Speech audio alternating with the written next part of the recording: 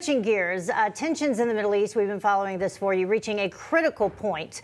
Hamas firing several rockets at Jerusalem, putting the nation and Israeli military on edge. Now, this comes as Palestinian protesters are clashing with Israeli police in Jerusalem for yet another day outside the Al-Aqsa mosque in the Holy City.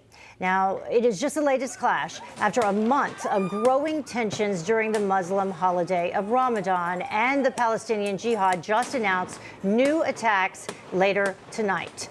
And joining us now to discuss is distinguished university professor at Touro College and author of the book Saving Free Speech, Thane Rosenbaum. Thane, thank you so much for joining us. We appreciate your time. Anytime, Heather. Try to explain for our viewers at home what initiated some of these issues in this specific area when it comes to Palestinians and Israelis. Well, my understanding, Heather and Joe, is that during the celebration of Ramadan, rocks were thrown first from Palestinians toward Israeli police. So my understanding that this is how this escalated from there.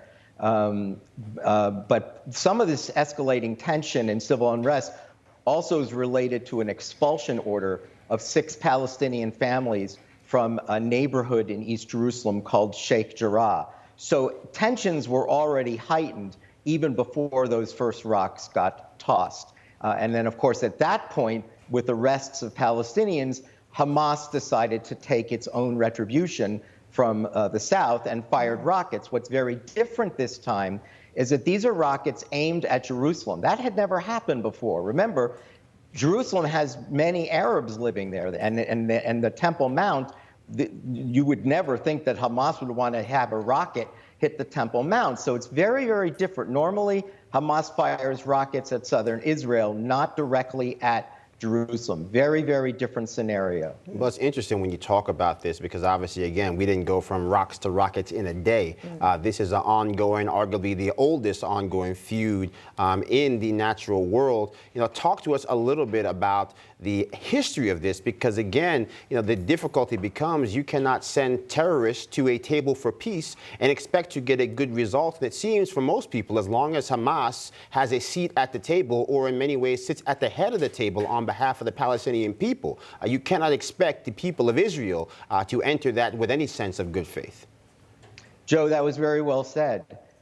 Remember, the Palestinians have walked away from 5 separate peace deals since 1948. Five. President Clinton offered 97% of what they wanted, purportedly.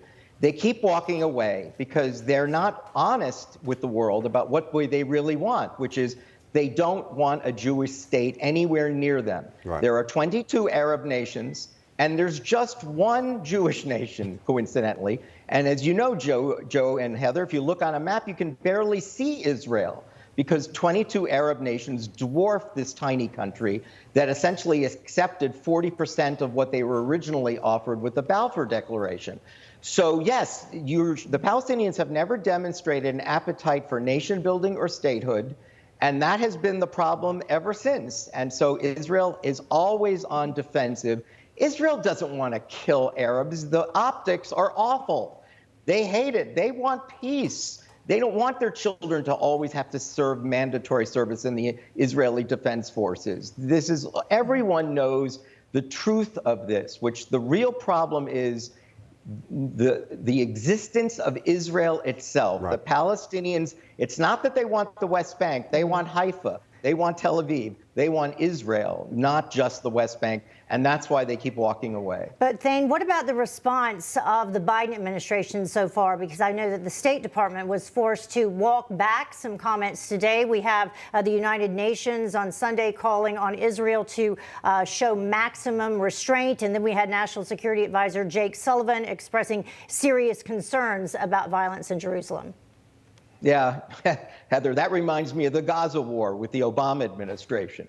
Everyone is very casual about what Israel should do, right? Everyone is very casual. They cannot respond. There can't be disproportionate force. You know, when it comes to places all over the world, when you're being attacked, you defend yourself. But it's only Israel that is held to this standard of disproportionate violence. Again, during the Trump administration, we never heard those phrases.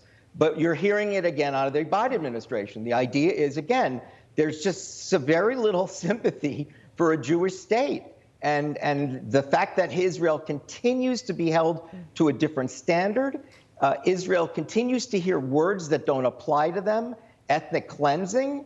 How can it be ethnic cleansing? The Palestinian population has more than doubled since the occupation. That's not mass murder. Yeah. Apartheid is Arabs serve on the Israeli Supreme Court. Where did that happen in South Africa, where Arabs serve on the Supreme Court and have parties in their legislature? Yeah. And even occupation doesn't apply here. There was never a Palestinian country to occupy. All right. Thane, thank you so much for joining us. Anytime. All right. Coming up, we're going to talk more about that pipeline.